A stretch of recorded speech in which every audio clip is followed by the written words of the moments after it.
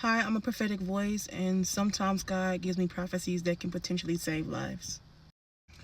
On June 23rd, 2025, God gave me a vision of the American hearts. And in those hearts, I seen a lot of anger and just strife. Then he began to speak to me about more threats coming in towards the president and government officials, and potentially that it could lead to murder, and that their hearts were filled with anger that could potentially lead to murder. So I'll put the original post that I made with the date, stamps, and time on there so that you guys can see when I release the word.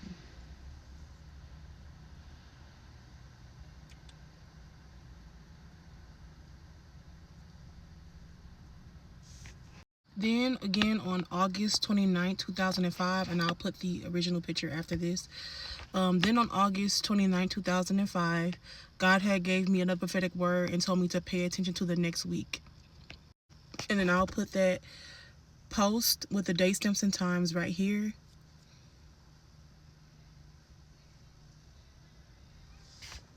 So fast forward back into reality. On September 10, 2025, at approximately 2:40 p.m., Charlie Kirk was pronounced dead from a tragic shooting that had taken place at Utah University. I believe that God also speaks in numbers. During these few weeks, I also was seeing 123, 123, 123 all over the place. And he was shot by a single shot at 12:23 p.m.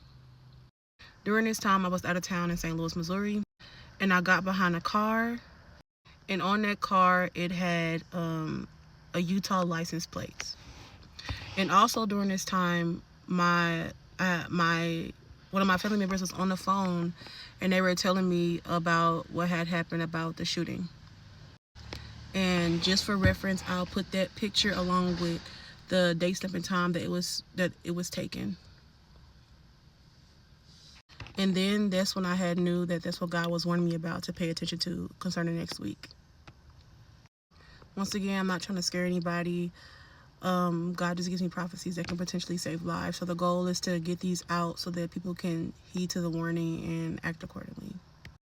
I send my condolences to Charlie Kirk's family and his children. I know that grief is not easy, and neither is loss. I don't believe anybody should assassinate anybody. Whether I agree or disagree with a person, I don't believe anybody should be murdered for their opinion and for their political view. I believe there's a different way to settle differences.